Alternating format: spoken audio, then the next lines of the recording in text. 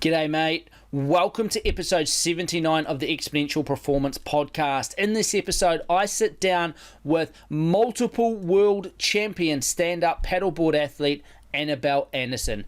Now, I was talking to Annabel on the phone a couple of weeks ago about some strength training related stuff, and I was just thinking to myself, I need to be recording this because this would be an amazing podcast. So I threw it over to Annabel. I said, would you come on the podcast and have a chat? She said yes, and here we are today.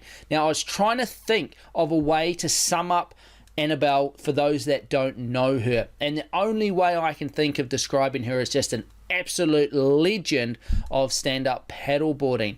And she is the first and only female athlete to ever have an outright win in a World Cup race, meaning that she beat all of the male competitors as well. She has a huge list of wins to her name.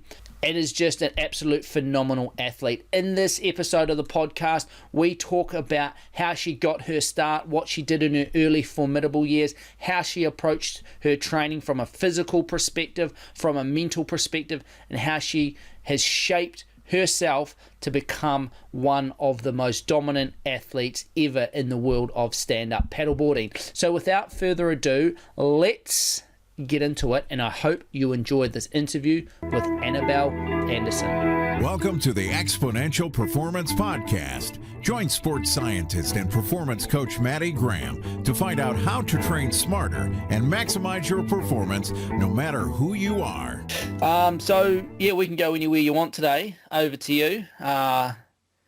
We'll just have a chat. Yeah, actually, maybe it's kind of one of those things that we talk about, that we have these periods of change and we have no idea what is going to come from something, but it's the showing up on the daily. Absolutely. And I think that's what today's going to be all about. It kind of has, it's highly metaphorical, but I can't think of anything more important right now than choosing to turn up on the daily. Absolutely. Put in the work. Yeah. And not even, and putting in the work, even though you may not know what the outcome may lead to. Absolutely. Trust the process, even though there's not much of a process potentially. It's going to happen. Yeah. But then I think that's when it comes back to strength of basics and sound fundamentals of approach to life, approach to your physical, mental and emotional well-being, regardless of whether you're using it for athletic performance or performance in life in general. And are you showing up on the daily in your life, regardless of what you're doing? Absolutely. No, I like it. The only thing right now is, the only constant right now is change. Yeah. Oh, that's a given, isn't it? Now, we haven't even started the podcast officially, but this is good stuff. So I'm gonna keep it in there. But I'm just gonna do an official opening. Welcome, Annabel. How are you? Great to have you on here. And I will have done a little bit of an intro to this previously before you started talking. But I was trying to think, how do I introduce you? And I read for about 3 hours through all of your achievements and everything that you've done, and I can't quite sum it up, apart from just overall legend of stand-up paddleboarding. There's not much you haven't done, and if you've done it, you've probably won it as well. And the most winningest athlete of your era. That is incredible. And the thing that stands out to me the most was beating some of the guys, winning races overall. Now that I think is potentially, from an outside perspective, knowing very little about the sport of stand-up, but that there rings to me as one of the big ones. Is if you're winning races outright as a female, that there is huge testament to you. So I think that maybe sums it up, but welcome. It's great to have you here. Thank you. It's great to be on here. And you probably just pinpointed the one thing that was the carrot that I loved to chase. It wasn't about, who I was beating or what I was doing. It was, how do I become the best version of myself to be able to put in performances that blow other people away, but performances that were memorable.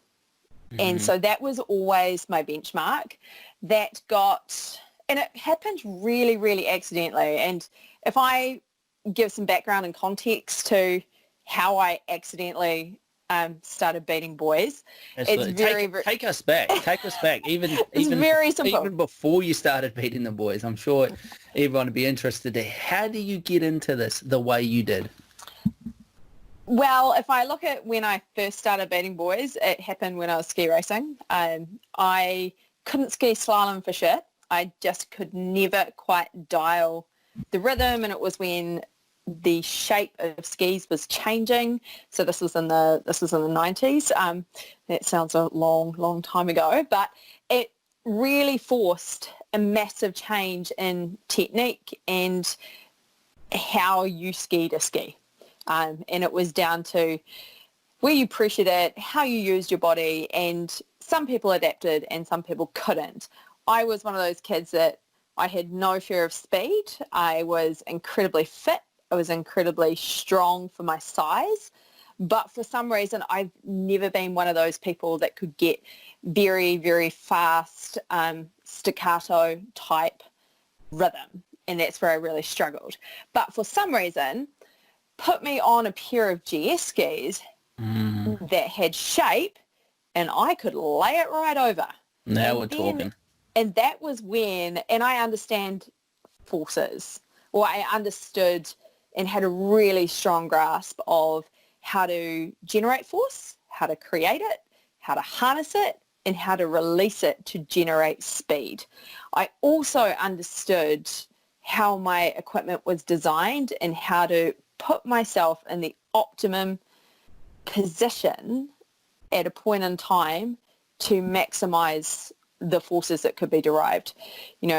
Okay, so this is getting a little deep, but things like I didn't have a fear of the fall line.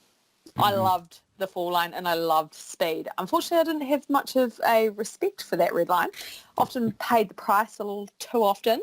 But I remember it was when I was, I think, 16, I was training at Mount Hutt because it kind of had the best program that would suit me for that winter, and I not only sconed the boys in dry land, thankfully I had a very, very strong background as a middle distance runner, had a few South Island records to my name, and ran at national level. Sorry, I have to just, my phone is doing something weird.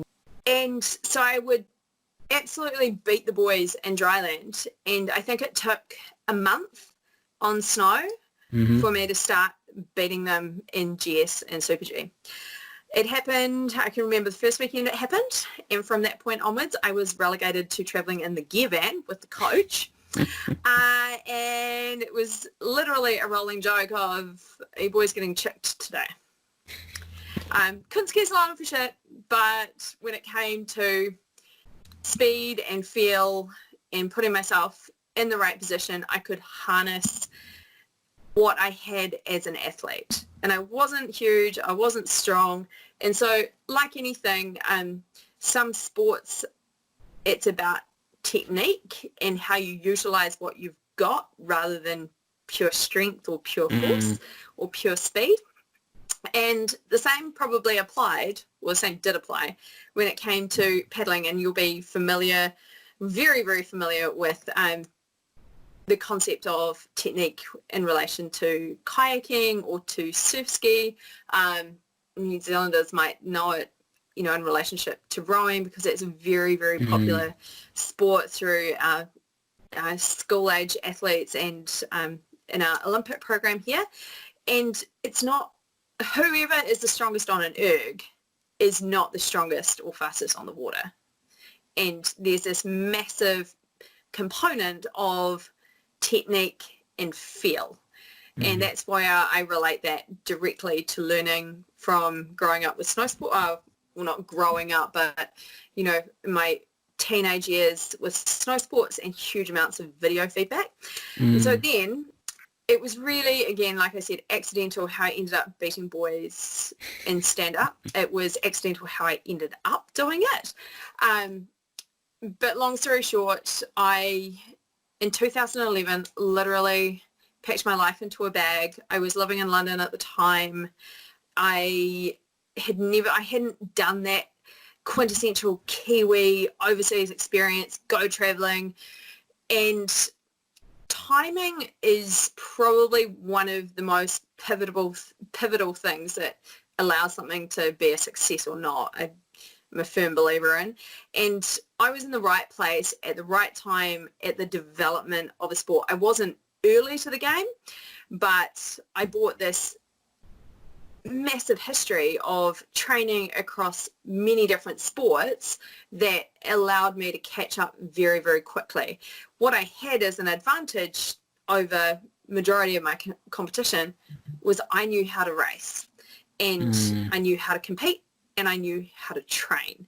I also knew what worked for me and what didn't work for me. So I spent 2011 literally using events across Europe that had these minuscule amounts of prize money, and I would have to turn up and win to make it to the next weekend. But that was the game that I played. It was like, you're allowed to do this if you don't spend any money, and you have to turn up and win to make it to the next weekend. And I think if I won a series in France, then it gave me a return ticket to Maui, which for later in the year, which allowed me to break the ticket up. So I was able to put California, Maui, Oahu, New York. I didn't even use the remainder of the return ticket, which opened up an entire other leg of competition, meant that I spent, close to a month in Maui learning how to go downwind, did the Molokai to Oahu accidentally, got third. It's like how the hell you do that, a week after, not long after turning up and a bunch of things not really going right and having no idea where this far off island is in the distance, but somehow you're going to paddle there. And what was the transition from? Did you just get sick of going back to doing a winter sport and then decide, this stand-up paddleboard looks interesting, I'll get into that? Or how did that happen? Seems like a big difference between skiing, stand-up paddleboarding. Where did that happen? Yeah, so that transition was very abrupt. It happened when I was in my year 13 at high school, and it was a really shitty day at Mount Hart with boot top sludge, nor'west. We'd been, sort of hammed in for 3 days trying to get a race series away, and I didn't have, let's just say that I didn't need to go and take that extra run through the training course. I didn't make it through the training course. Halfway down, just over the really fun roller on the GS and Super G course at Mount Hart, my downhill ski, I remember it was a right-hand turn, and it intersected with a rut from a training course, and I think my ski went one way and I went the other way with force enough to snap my tibia in its boot, spiral fracture my tibia, fracture my tibial plateau, and that sent me to Christchurch Hospital to get some rods put down it. That'll do it. But then it gets better, because not only did that lead to a broken leg, but a month, and obviously having surgery to fix it, I'll put it back together. But I also, a month later, I was back in hospital with acute glandular fever. And as a teenager, I really pushed the needle way too far with way too many things, and I didn't know when to back off. And the warnings were probably the red flags were coming up like a year prior, when I got a virus and I really couldn't shake it. But what do you do when you're the grinder? You just keep working harder, and it puts you in an even bigger hole. And so I ended up with acute glandular fever, couldn't walk, couldn't go to school. Life was pretty shit. And then, I ended up obviously having to have more surgery on my leg. I slowly got better. I think I decided to go to university like the week before uni started. I called University College in Dunedin to see if they had any rooms, and someone had decided that they weren't going to go to University College or to university, and so a room had become available. So that's how I ended up going to uni in first year. Not going to lie, post-viral stuff and chronic fatigue and the leftovers of glandular fever, really bad glandular fever, are debilitating to say the least.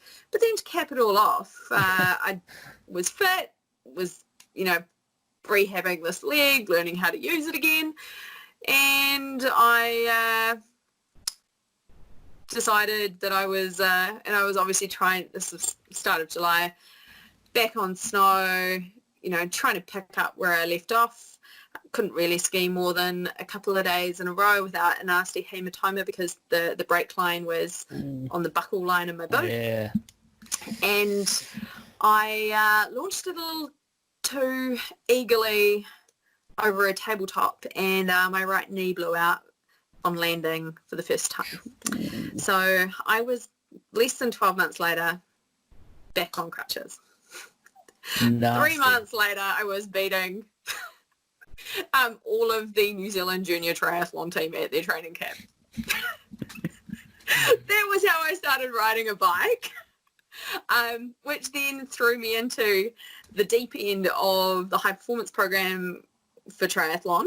I really wasn't the fastest swimmer or the most natural swimmer, but I could ride like a demon and I could run like a cut cat when I needed to.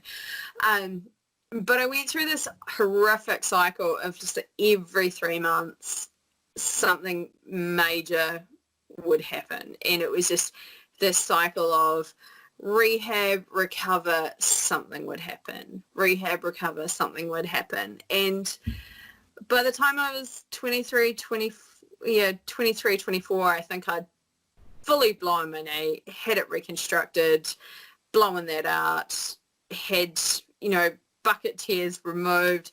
I was just basically a mess. And I was at the point when I was in my final year of varsity that I need to go and literally use the one thing that is intact, which is my head. And so then ended up on graduate programs with multinationals. And Sorry, go ahead. No, go. I was going to say, looking back on that, like that 3 monthly cycle of blowing out, can you put that down to anything, or like upon reflection? Yeah, no, I think there was and it took until probably 28, 29 to really figure out why all that happened, because it wasn't for a lack of drive, it wasn't for a lack of work. It was total self-sabotage of the fear of what if I didn't live up to my own personal expectations, but my perceived expectations of the people that I was around, selectors, coaches, everything like that. And that was, I think, debilitating, but it was never discussed. We were never given any tools to deal with those kinds of pressure, or really even given a pathway. I was on the John Hellerman Suck It Up program. I have a lot to thank it for, but it definitely did break me in the process. This episode of the Exponential Performance Podcast is brought to you by Paddle Stronger, my latest strength training system for paddle sport athletes. Now, it doesn't matter if you're an endurance or a sprint paddler, whether you paddle K1, multisport, surf ski, waka armour, stand-up paddleboard, or outrigger canoe, this training system can be used by all paddlers to improve their performance through gym-based strength training. It provides you the why, the when, the how, and the what of strength training and steps you through step by step so you can come out at the end of it with a strength training plan that suits your goals and needs. If you want to see how you can improve your paddling performance using gym-based strength training, get your free inside view of Paddle Stronger over at exponentialperformancecoaching.com/Paddle Stronger, or find the link below in the show notes or the description, depending on what platform you are listening. Now, let's get back into the interview with Annabel Anderson. And so, yeah, it wasn't for lack of drive or focus or work ethic. It almost sounds like that was unmanaged in terms of you only have, it seems like you have one level, and that's 100%, 100% of the time. One speed. Yeah. And it was, and it's that whole concept of your greatest strength can be your greatest weakness. Mm. And it really probably gives me a huge amount of insight into, it's one thing to prescribe, a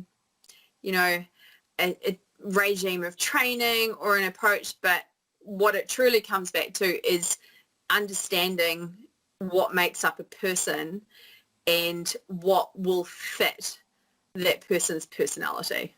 Absolutely. To get the best out of them. And I think some people need to be held back, and some people need to rock it up their ass.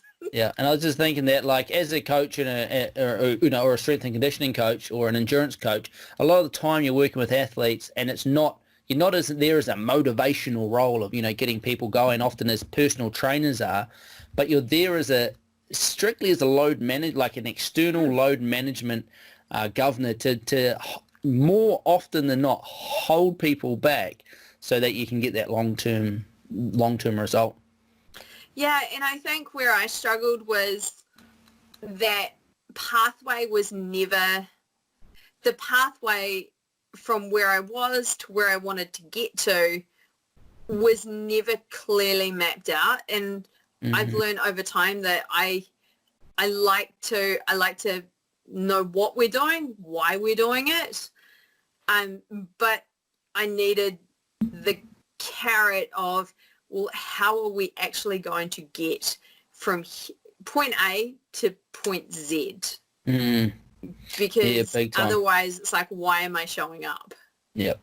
And I mean, if you look at that from, the eyes of what we were at the time, 19, 20-year-old, it looks like a lot of hard work. Like that's what you think, that's what you should be doing. Yeah. And if you're not getting what you're after, well, more hard work should fix it, And that's a great model if you're like any of the Chinese national sporting teams, when you've got such a massive population that you can just keep throwing against the brick wall.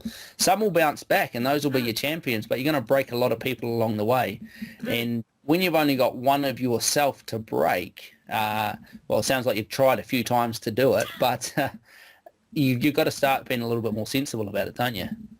Well, it was interesting the effect that it had, because as soon as I moved into for sake of a better word, a professional and corporate life, I didn't want anything to do with competition.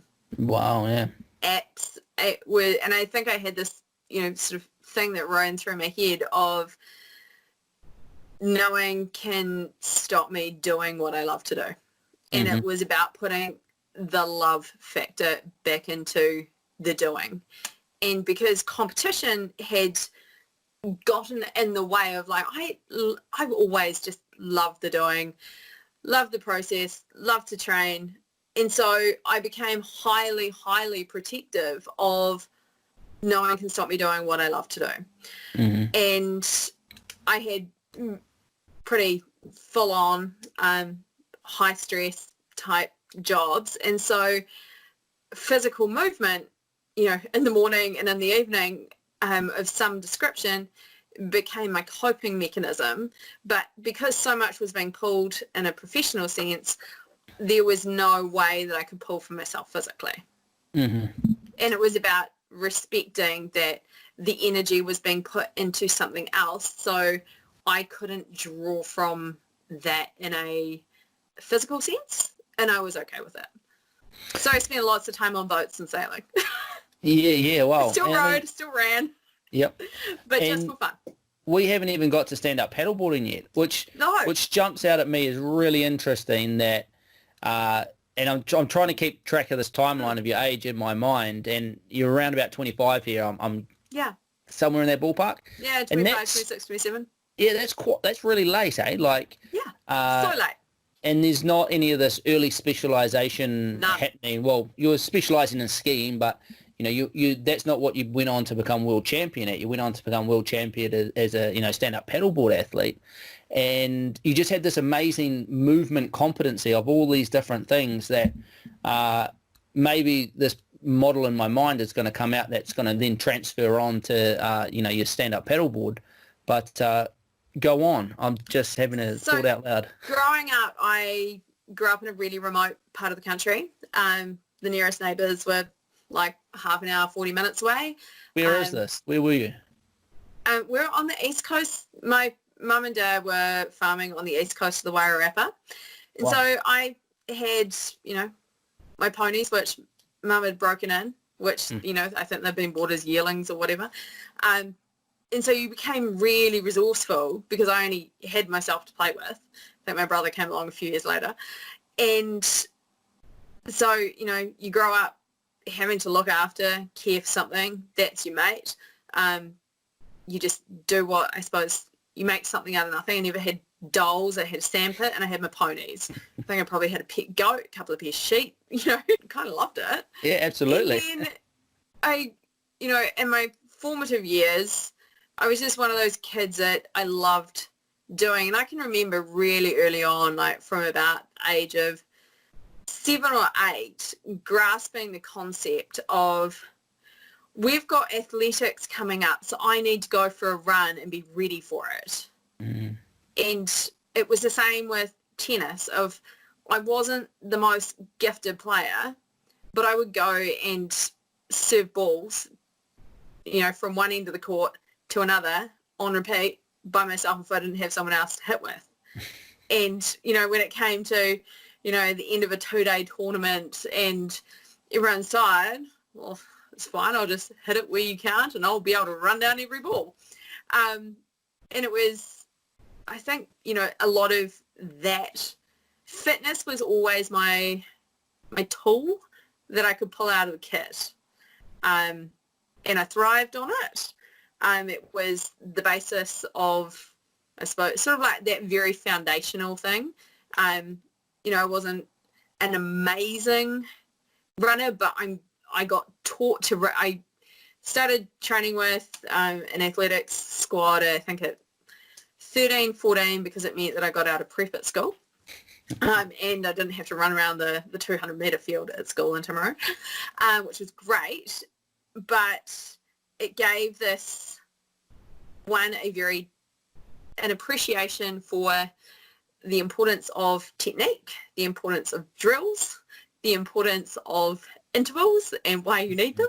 And that very much provided this very, very strong foundation. But then latterly looking back, I worked out pretty early on that, anything from 4 minutes onwards was I can just hold a ridiculously horrible pace for a very, very long time.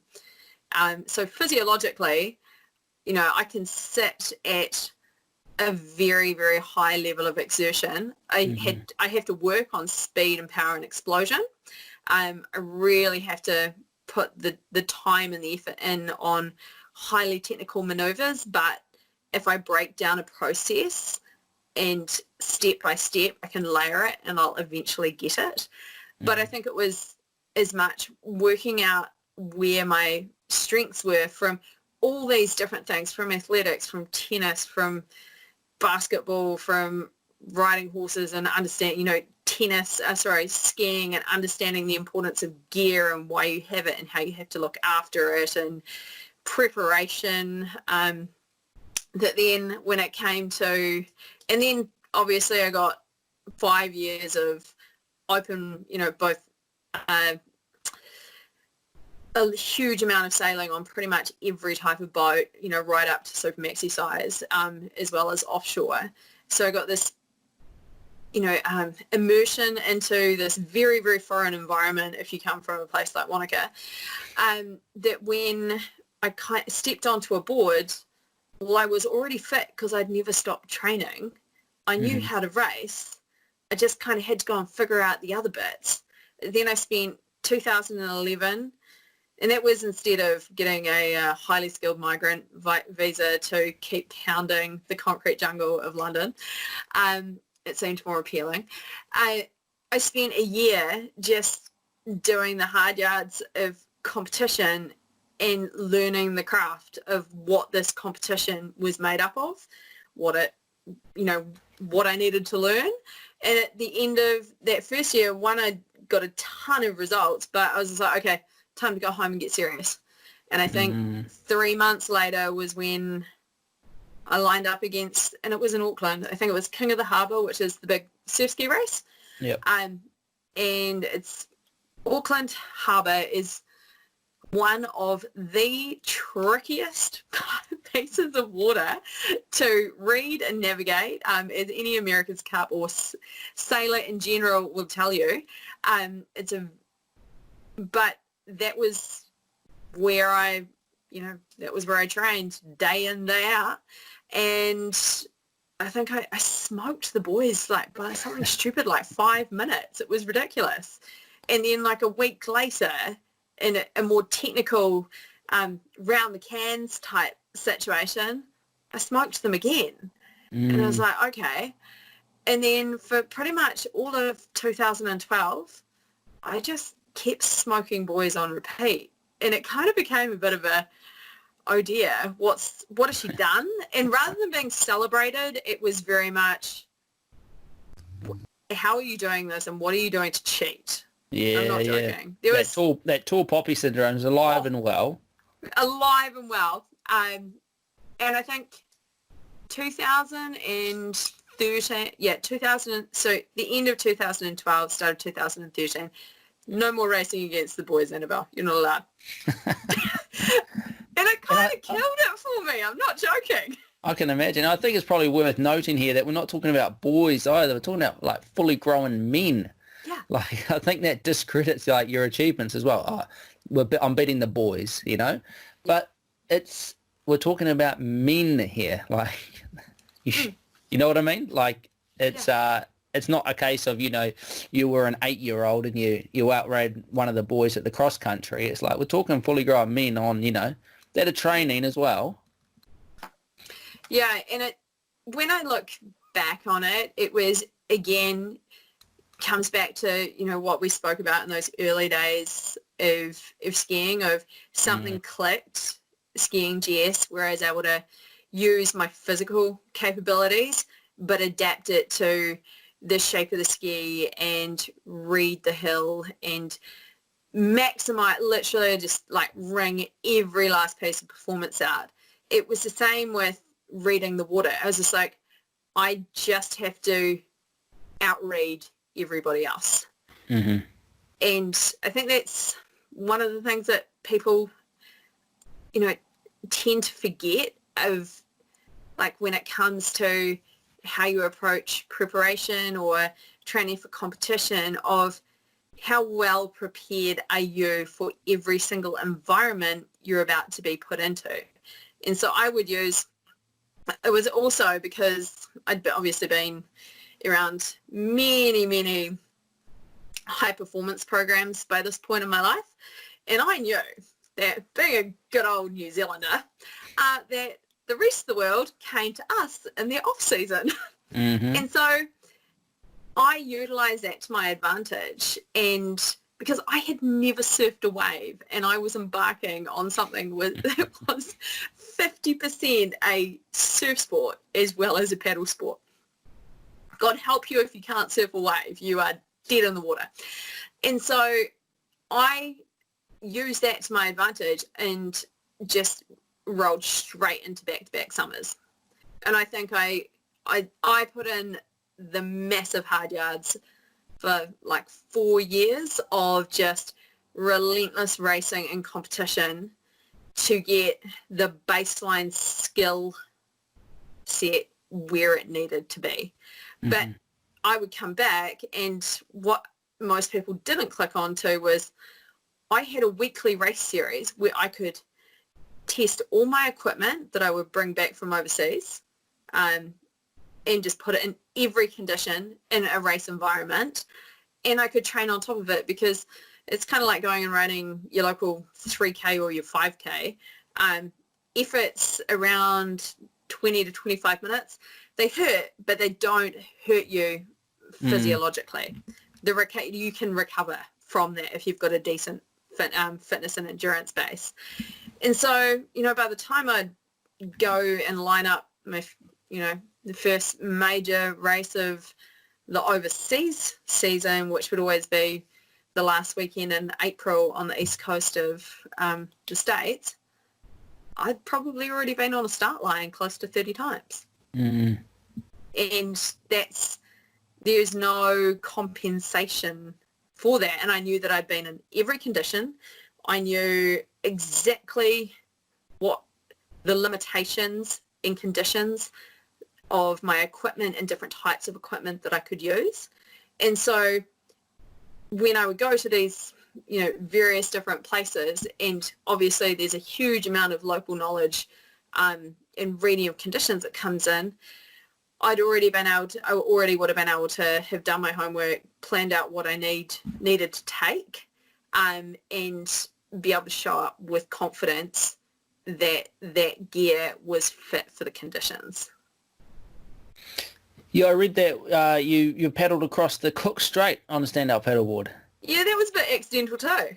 I was gonna if you're talking about tough conditions, that's probably it's not known as a gentle piece of water, is it? No, and it's how I ended up paddling from Ibiza back to Spain as well, as you do. Just needed a ride home, or missed the plane. Much. Cook Strait was a cool one because it's one of those bodies of water that you get a 1% chance to score the conditions that you need, because there's this matrix of conditions, tides, condition, essentially atmospheric and the weather conditions, as well as the tides that need to align at a certain time of the day for you to even have the prospect of a chance. And we'd been down surfing on the Otago Peninsula. We had a jet ski, we had a rescue sled, and I managed to stop off in Christchurch and convince the one person that I knew that could navigate to jump on, and I would take him to Tauranga for a surf comp and pay for his ticket back. And it was this beautiful thing of, I think we pulled it together in like less than 18 hours. Wow. It was like we drove through Christchurch, picked up Baxter, got to Picton, a couple of, and a few hours later, we're putting the ski in the water at Picton, and obviously paddled across and then carried on. And there was a bunch of other stuff that happened after that that is probably best shared over a beer, like any good story. But we made it, and it was just one of those things of, that's kind of my why, of just being fit enough and skilled enough to be able to say yes when opportunities present themselves. Yeah, interesting. The thrill of the chase goes a long way. Yeah, absolutely. Yeah. Absolutely. So we were going to have a chat around development of youth athletes and how that sort of links into sort of their long-term development. What are your thoughts around that? I mean, your background has been that very lots of different things and, obviously a few ups and downs on the way along the way as well. What are your thoughts around that, or how do you approach that? Or what would you do differently next, if you were to do it all again? If I was to do it all again personally, and I think I'll reframe that. What I think now, if you'd asked me this 10 to 15 years ago, I would have said something quite different. But that's the benefit of hindsight and maturity and experience. I probably wouldn't change anything. I think the exposure to multiple different things, nothing being very easy, definitely no silver spoons handed out.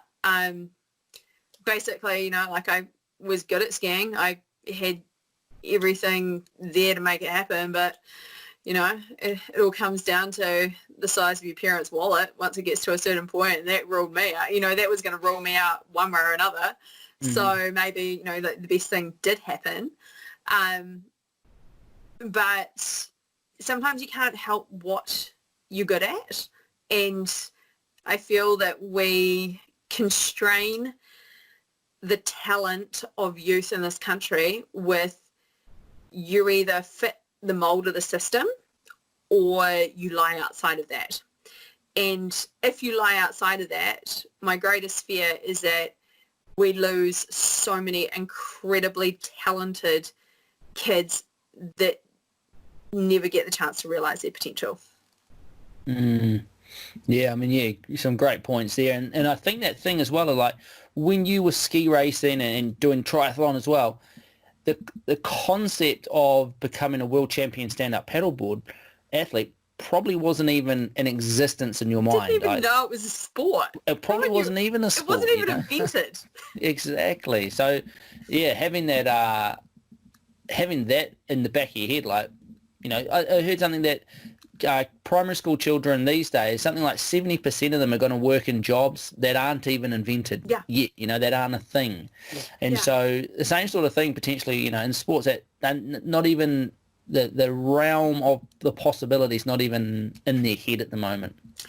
No, but then you go back to the baseline things that make phenomenal, essentially build athletic engines of some kind of ability to move. So it's your swimming, your gymnastics, your jiu-jitsus, athletics, it's that run, jump, sprint, have spatial awareness. And if you have those fundamentals, you can then build on those fundamentals with structure and pursuit of, a more one-dimensional discipline, eye-hand coordination, foot-hand coordination. Those were all things. Like I spent my formative years of being really little, hitting tennis balls and stockings and cricket bats, and with balls and stockings and stuff like that to develop eye-hand coordination. Maybe it was just a way of keeping us quiet, but for some reason, I was one of those kids that loved doing that. If you gave me a ball and a hoop, I'd go and shoot hoops for hours. I was never going to be tall enough to make a goal shoot, but I could be a really dangerous goal attack, and I could probably shoot from anywhere in the circle. And so then I look at it and go, the fact that I knew how to sprint, that I knew how to generate speed, at the end of pretty much 90% of my races, I would have to sprint up a beach. And there was no way in hell that I was ever going to lose never lose a sprint on a beach. And it's why even now I still do sprint drills. And it's about that baseline acceleration over 10 steps of neuromuscular patterning. I probably don't have a need for it, but I know that if I keep that sharp, I'll be able to run better. Absolutely. Absolutely, and it's that concept of building the pyramid wide as well with that skill Yeah. base, isn't it? If you've got a really wide skill base, then you can, have a really high pinnacle on a bunch of different things. But if you've got a really narrow skill base, then you're only able to, have a very narrow peak, Yeah. I guess. And I look back at, and it's, God, I turn like 39 next month, which is a little bit scary. Because I still see the 9-year-old, the 19 and the 29-year-old in myself. Mm-hmm. And I look at the kids, and obviously like most of these, I would call them, for better, I'll relate it to females. In my, early teens and mid-teens, I can remember,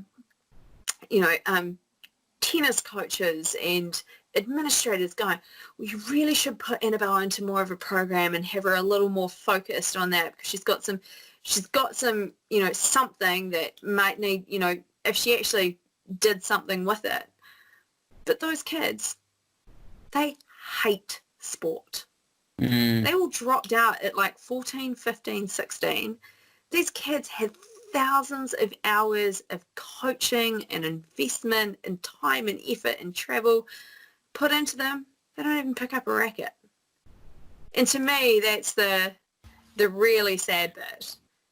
Because if I can be 39 and still fizzing like a 9-year-old at the concept of learning something or going and doing something, and then all these kids that was, that were a lot better than me, dropped out at 14, 15, 16 and hate it, or got really broken. I'm just like, have we done a disservice to our youth in the way that we groomed their pathway? Yeah, for sure. And I think there's like a lot of that happening, especially now. And also a little bit of a pressure, I guess, of sports competing with other sports to Totally. get and hold, kids or hold the families in the sports, because at the end of the day, it's a financial thing. Parents are paying money for coaching and the rest of it. So they're all competing for, a slice of the pie. And it amazes me how many organised kids things there are now. And maybe they're just babysitting dressed up as, sports programs at the end of the day, but they're all looking to, keep hold of kids in their sport, Well, it's in there, and I think it's twofold. Of we don't have a volunteer base as coaches now, and so on the positive side, where the coaching is probably a lot more professional, but we've lost that connection of the family to the recreation and the sport and the doing, and it's very much. And I can remember because it was in my it was in my teens and late teens when it all started to change, and very much became a migration from a club-based system to a user-pays system. Of like, you can be part of this if you pay to play.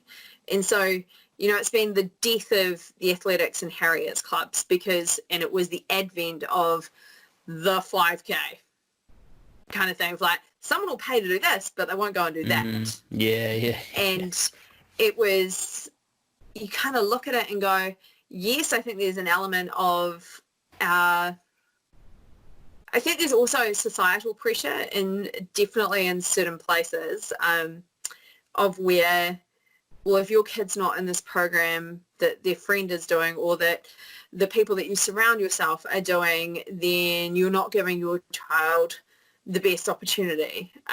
Or is it social pressure that brings a lot of, you have to be part of this soccer program or this tennis program or something like that. And I'm like, can we just let the kids kind of have fun?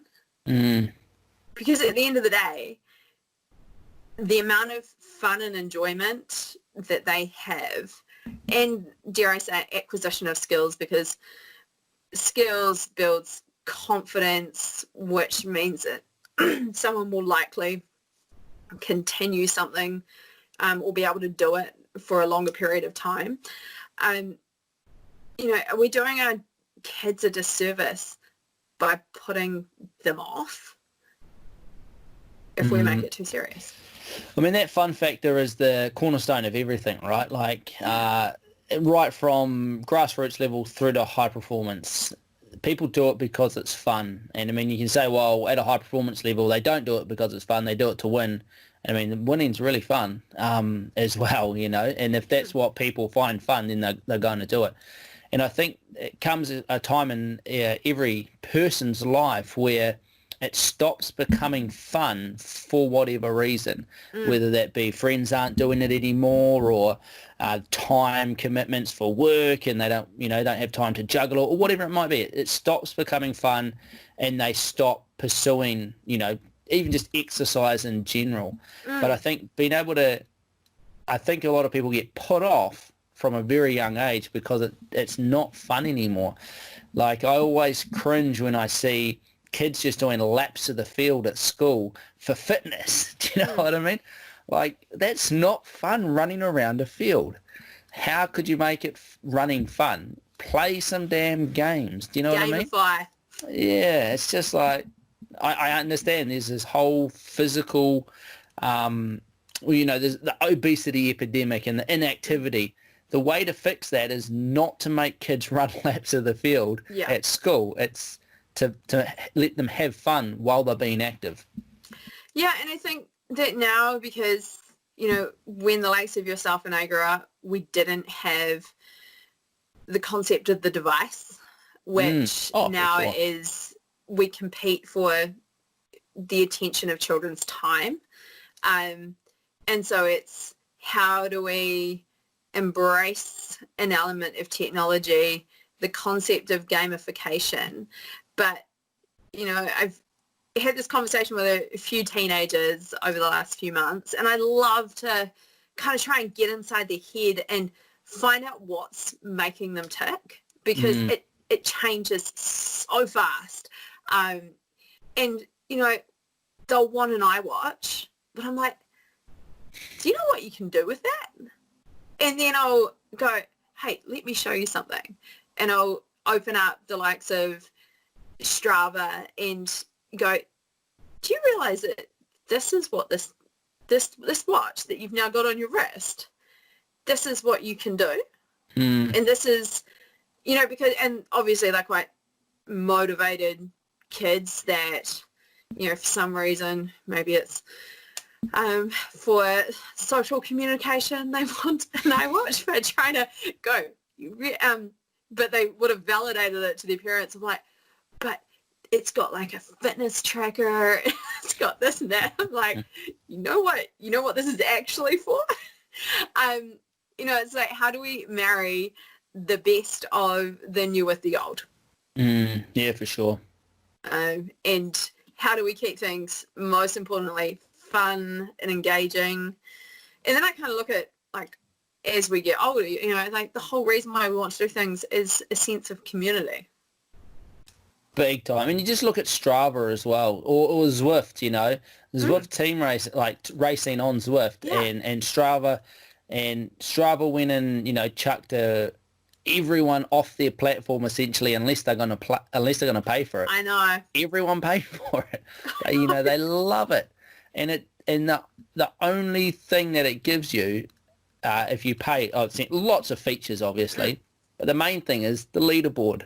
Do you know what I mean? And being able to see other people on the leaderboard, people are happy to pay for that. It's funny. And so it comes back to, what really drives behaviors. And obviously my professional background is marketing and human behavior.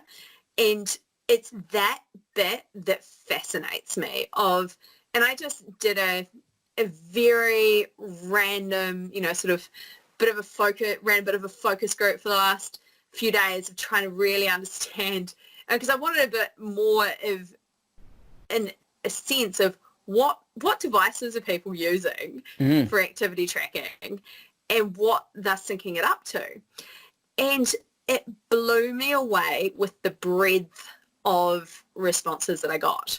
Really? And it was almost to the point of like, I'm mildly overwhelmed, because I've known Strava since the outset. I have done research projects where it's been a really pivotal part of it from a behavioural perspective. I know why I have a fake name and why I have a private account, and it scares the living shit out of me that local people in this town where we live have stalked me and tracked me down. And I'm not joking. And that really scares me. But then I kind of go, then I look at the sense of community of the very, very few small number of people that I've allowed into that my world of Strava, or just froth of seeing the maps of places when I upload a bunch of stuff. Yep. And I kind of go, oh, that's my why I utilize and embrace this as a platform for that part of the community, not the other part. And so and it came out in this research project we did for Giant, which was fascinating.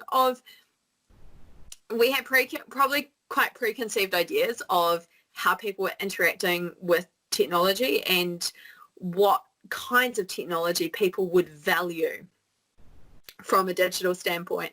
And it blew me away, the variety of reasons that got shared. The more we went, the more we interviewed people, the deeper and wider it got. Because I was just kind of like, oh, Strava sis, that's it. And I was so wrong.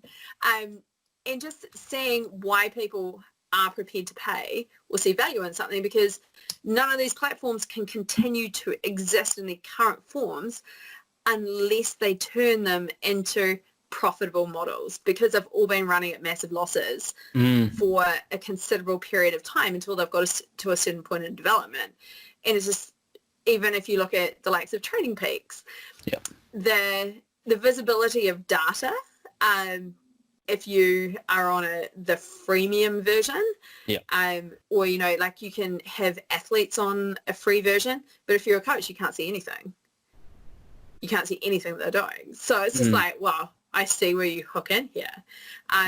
It's fascinating to see everything evolve.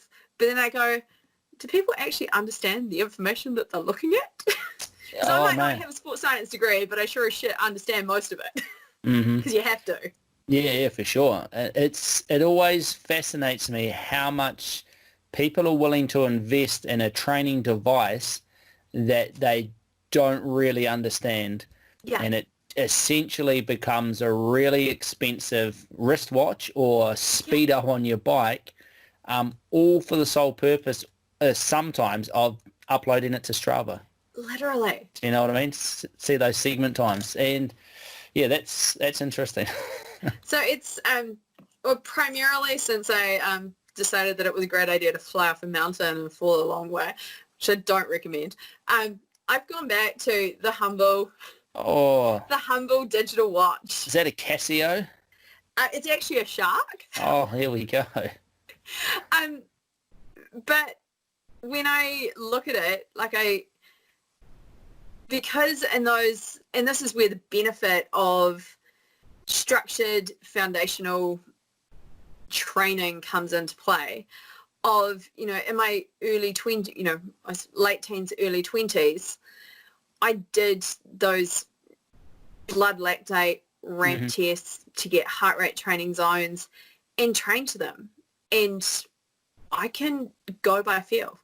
Oh, absolutely. And every now and again, I'll throw a heart rate monitor back on for things, but I can put it into a relative context of, well, I've either been doing a bunch of activity or I haven't. So yeah, it's that ability to go by feel and to pace.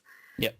That people just don't have. And they're like, but I need a power meter. I'm like, no, you don't. Yeah, for sure. Yeah, it's back to basics. Yeah, and having that again, that's such a wide training history that you have, and that being in tune with your body is such a fundamental thing to develop. And you almost develop it because you have to, because we didn't have all those technologies for a long time. And then when the technology did get brought in, you know, it doesn't take long to get that self-regulation of pace. Like it's, you know, it happens pretty quickly if you're in tune with it versus you just going out there pushing start, smashing it to get your Strava segments and then pushing stop and not actually using your training device to inform your training at all. Yeah. So that's why I always get confused with, you know, are people, you know, are they using the devices or these platforms for training, or are they racing against a virtual world when they should be following what, you know, the basics of what they need to do to be able to show up on race day? Oh, absolutely. It's race in the virtual world, either on Strava in a 100% virtual world or in a semi-virtual world on Strava. That there is more tempting than doing the basics. The basic, like there's no even the name, the basics. Yeah. Who wants to do the basics? Do you know what I mean? Boring. Absolutely. But it's the thing that creates, you know, improved performance across the board without failure. Like if you were to say one thing, you know, do the fundamental things, and I apply the fundamental training principles on a daily basis with Olympic athletes. And I apply the same fundamental training principles on a daily basis with weekend warriors. Get the same, not the same results, but we get improvements. Yeah. And if you go back to that, but it's hard to sell the basics. It's not as flashy as an app, you know. You are preaching to the converted on this one, because it's not bright. It's not a bright, shiny object. It's pretty boring. You typically have to do a lot of the same stuff.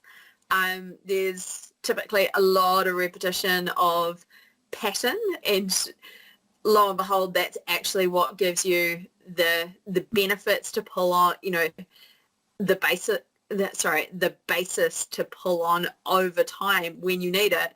But it's not that bright, shiny object that is going to give the instant gratification of others. And, you know, 5 years ago, it was nowhere near as prolific at what it was now. So it's like, oh, you know, you could download workouts 5 years ago. Yeah. But they weren't shared. No.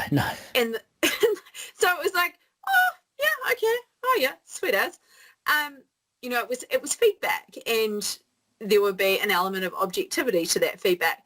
Now that feedback still has objectivity, but it's highly subjective to who is receiving it. Big time. And I think about this concept of like the two different banks. If you had the opportunity to go and deposit your money in these two different banks that gave you different return on your investments, which one would you choose? Would you choose the really boring bank that was potentially a little bit intimidating? You went and did the same thing, you filled out a little form by hand, you put your money in, gave you great returns? Or would you go into the bank that was super bright and shiny, your mates were in there, it was super fun, but it didn't give you the same return on your money?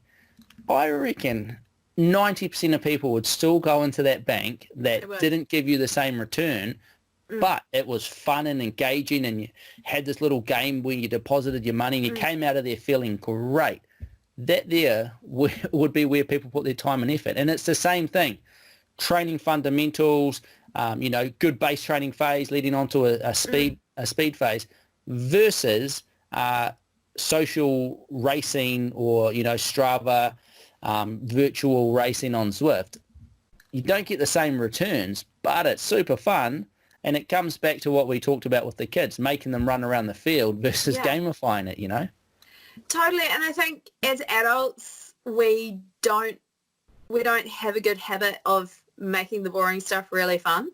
You know, we don't. And I see people falling into the trap of a classic on Saturday, and I won't name the situation I was in or what the person was you know, going to do, but it was obviously Saturday here was a really cold, grey day of inversion. pretty miserable, and I bumped into a gentleman I know very well. He goes, oh, I've got to go for a 3-hour ride. And I go, it's a choice to go for a 3-hour ride. Yeah. It's a choice. You have a choice. But it was literally that whole thing of, I'm not sure whether he was trying to spark a reaction or a feeling sorry for it or whatever, but I'm kind of like, if you know your why, you'll be like, oh, I have to go for a ride, it's a bit cold. You know, you make the joke about, I'm going riding and it's cold and how many layers do I need? Whereas I went out and rode later on Saturday afternoon, and I was like, I'm just going to go and ride single track, you know, where obviously you're climbing and it's in the trees and super got views, and it was super fun. And I was stoked. And I never even thought about, you know, oh, I've got to go for a 3-hour ride. But that whole concept of we frame these negative connotations around, I've got to do this, or I have to do this. Like, no, you don't. But if you want to do A, B, C, or achieve X, Y, Z at some day in the future, this will set you up to realize your true potential. Absolutely. And I mean, it's that get to. You get to go and ride for 3 hours versus I've got to do it. Yeah. And I have times when I don't really want to go and do something, but I know that I should, or it's on the program, and it's really hard. It's really easy to talk yourself out of a program that you write, right? So like, yes, I'll design my own training. I don't need to do that. Need some recovery time. But I have this thing playing in the back of my head of this get to versus got to. And then I work with quite a number of para athletes that literally they've got broken spinal columns. Their legs don't work, you know. And I was having this conversation with one of them one day, and he was talking about what's it like up Mount Iron. Like, I'd love to be able to go up there, and like literally can't go up there. And I was just like, man, like I can never complain about not going for a run up Mount Iron or anywhere. It's kind of like this leg appreciation thing. You don't know what you've got, attached to your lower body essentially until you don't have it. And it was a really powerful thing for me that these guys just got these amazing work ethics, and they're doing all these different things. And then there's these simple things that they can't do. And it just reinforces that I get to do this. It's a privilege to go for a run. It's a privilege to go for a 3-hour ride. Some people would do anything to be able to do that. And I mean, you can't always compare things, but you know, perspective is a grand thing to use when you need to. It really is. And I think that there's, and more so, obviously, in the southern region of New Zealand, because we're a lot more affected by seasonality and weather and our cold temperatures, of work with it rather than against it. Because we're not the winterless north. I can remember my first winter in Auckland going, oh my God, there's no frost. I can ride in a pair of shorts in winter. This is ridiculous. And just, you know, like how game changing that was. But then I look at, you know, how we embrace what's on our doorstep, embracing the seasons, and you know, and there's points where it's just like I'm really honest, I get really cold. There's not much point me being out in the cold with, you know, revoltingly frozen feet, feeling as I'm walking on bones as soon as I clip out of my pedals. But I know that I can go and have a hell of a lot of fun for up to about 2 hours. And so you just adapt and evolve with the seasons. But then saying that, if someone had said that to me 10, 15 years ago, I'd be like, but I have to. I have to go. And so there's an element of maturity. But then I think it comes down to the adaptation of a program to, and understanding where it fits in somebody's life and their location and Yeah. where they live. Like, you know, and that's where like the smart trainers and stuff, I'm like, they're pretty game changing. Like, Oh, they are. you can get some serious quality and bang for buck with your time these days. Yeah, But I really like absolutely. running outside, so I haven't stepped on a trainer in a really long time. Yeah, for sure. I mean, it's horses for courses, isn't it? And it's just using things at the right time, not necessarily time as a general term, but the right time for you as well to keep moving towards whatever you're after, whatever that may be. And I mean, that's such an important thing. I get all these questions about what types of sessions should I do? Should I do this one? Should I do that one? And not knowing the person at all, you know, just on internet comments and that sort of thing. It's like, well, what are your goals? Like, first and foremost, Work you know, backwards. yeah, exactly right. Because you can't, there's no one thing, you know, that this is what you should do. So it's really important. Now, I'm just really conscious of time because we're going over an hour now, and I don't want to take up too much of your time because I really value you being here. And I think it's kind of coming to a nice natural close in that loop around that we talked about at the start around that adapting and taking making the most of those opportunities. But what I just want you to leave the listeners with, what would be your most valuable piece of advice that you've learnt over, you know, your career to this point? What would be the most valuable thing that you could leave, you know, an athlete, whatever that might be, about what they can do or what they can take away from you? Or your biggest learning. Biggest learning. No one can ever take your fun away from you. Hold Not it even and the winter. protect it and cherish it and guard it with your life. Yep. Because once you start to lose that, you actually start to lose everything. Yeah, that's nice. That's very good. So, and that oftentimes what gives you the greatest sense of joy may not be what someone else wants you to do, which can be really conflicting and confronting.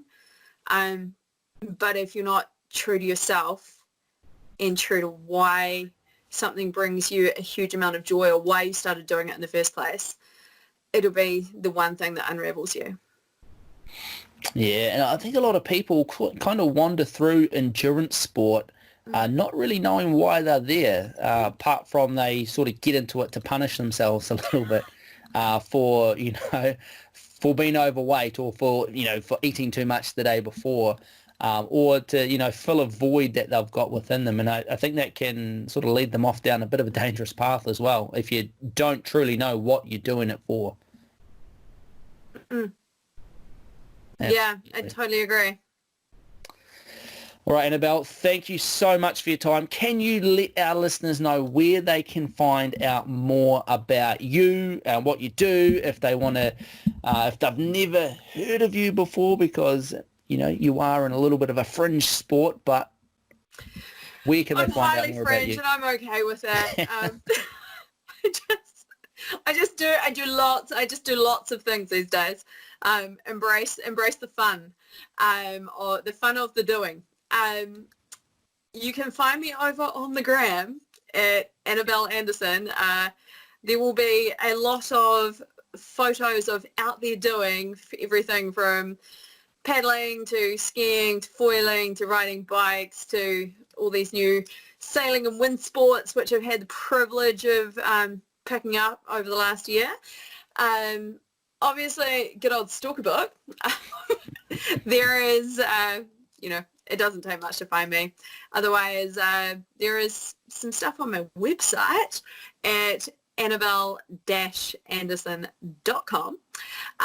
But yeah, it's really about the love of doing. It's pretty much my central governor. Always has been, always will be. It's just accidentally good at a couple of things along the way. That's fantastic. And I'll put a link to all of your Legend. online stuff over on Exponential Performance. I can't even say it. exponentialperformancecoaching.com/ I think we're up to episode 78. It might be 79. One That's of those serious anyway. commitment. we've been chipping it away at it. But I would highly recommend getting over and checking out Annabel's website, because I did do a little bit of digging around, and there's some really cool stuff on there. Especially some, I say surprised. I thought it was going to be terrible, but it was great. No, some epic missions that you've done. One to those crazy islands. I can't remember the name of them. The Faroes. Yeah, it was an awesome little video. And then some crazy downriver, like white water stand-up paddleboarding, which I didn't even know was a thing. Oh, it is. Yeah. I've done a little bit, and I gave it a very little bit of white water kayaking. And it's next level when you do it on a stand-up paddleboard. And I like to think that literally 10, 11 years ago, I had no idea that this stuff existed. But being open to opportunity and understanding that, we never know what is around the corner. But it was everything that I did in those formative years set me up to be able to step in when the opportunity presented. And it's the one thing I tell kids when I'm talk in a mentoring capacity or have a chat to them of going like, hey, look, some of you are going to have the golden ticket. The path is carved. You're on your way. And for those that it's not, do not despair. You are still an epic human. And there are many, many different ways that you will be able to carve your own path. It's just not as distinct as it is for others. Yeah, and I think that really stood out for me with, what you were saying before, is that you've been through all these different high-performance pathways, yet you didn't achieve, high-performance status on all of them or any of them, apart from the one that you made yourself. That's super cool, and that it's almost like you took all of those different ones, merged them together, found what worked for you, and then just drove ahead with it. Yeah, it's all about building tools and learning from best case scenarios, worst case scenarios. But first and foremost, there's always been a very, very strong love of the doing. It's why I'm still, it's why I'll still go back and do the basics of the most mundane things, because I know that that's what will allow me to move and get the best out of my body, to enjoy a certain thing, whether it's skiing. God, I've been doing it riding bikes like since lockdown, and man, like it sounds ridiculous, but I've had so much fun jumping my hardtail.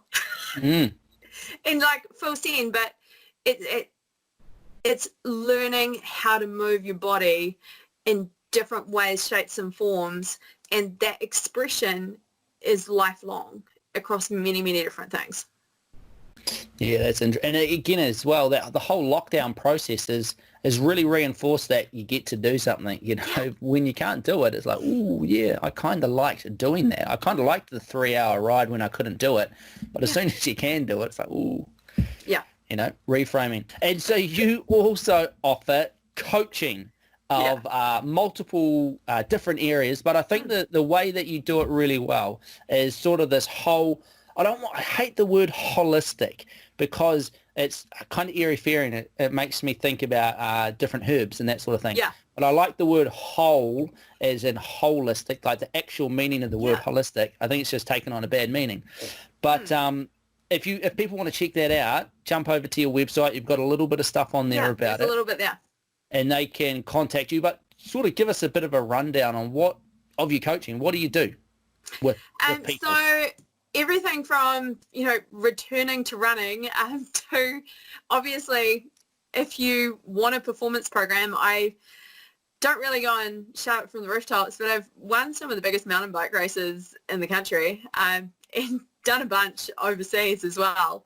And it's, obviously, I spent 4 years on the high performance program for triathlon, so I kind of know a little bit about what it's like to swim, bike, run it for a period of time, whether it be across sprint distance, Olympic distance, half Ironman, etc.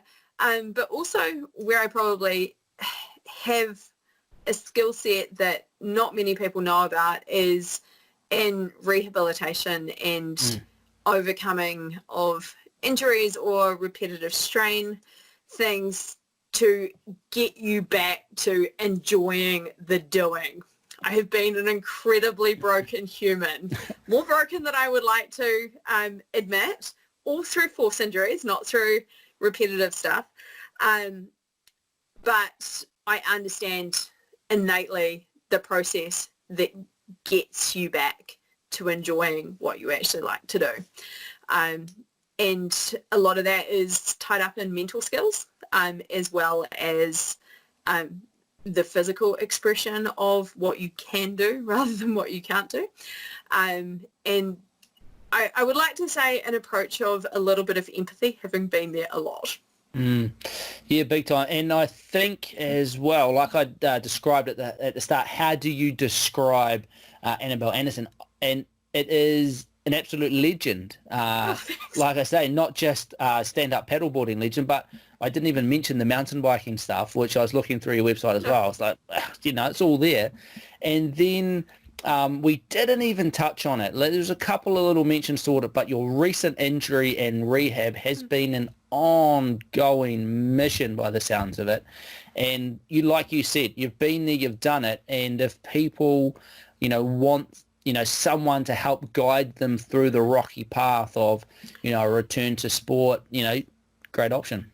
Yeah, honestly, like the recovery from an exceptionally freak event and set of circumstance, I would rate that as far greater than any athletic performance I've ever put in. And like I say, we've been here for almost over an hour and a quarter, and I don't want to hold you any longer, but I would love to get you back on to talk through that specifically. And then we've talked a lot of big picture stuff today, and I think it would be very valuable to dive a little bit deeper into some more specifics around training and that sort of thing if you were open to that. I love talking about this kind of stuff. It's essentially it's what I've committed my life to doing in some way, shape or form. And there's no point having done this stuff unless you can take parts to that or take the really valuable parts and share it with people that it can actually help. Because otherwise, what are you going to do? Like bottle it up and go, you can't touch that. You get to a point where you have so much more to give than you have to gain. And I very much got to that point at the end of my competitive career, which I never really told anyone about, but I knew it was there. And I'm not saying that I won't compete in the future, but I just knew that chapter I'd given every single ounce that I could give at that point in time, and that it was time to start giving some of that to others.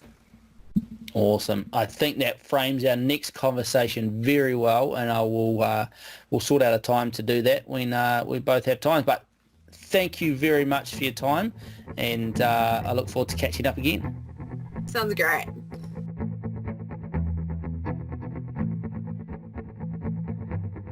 This episode of the Exponential Performance Podcast is brought to you by Paddle Stronger, my latest strength training system for paddle sport athletes. Now, it doesn't matter if you're an endurance or a sprint paddler, whether you paddle K1, multisport, surf ski, waka armour, stand-up paddleboard or outrigger canoe.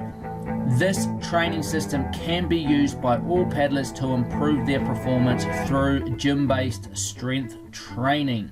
It provides you the why, the when, the how, and the what of strength training and steps you through step by step so you can come out at the end of it with a strength training plan that suits your goals and needs. If you want to see how you can improve your paddling performance using gym-based strength training, get your free inside view of Paddle Stronger over at exponentialperformancecoaching.com/Paddle Stronger, or find the link below in the show notes or the description, depending on what platform you are listening.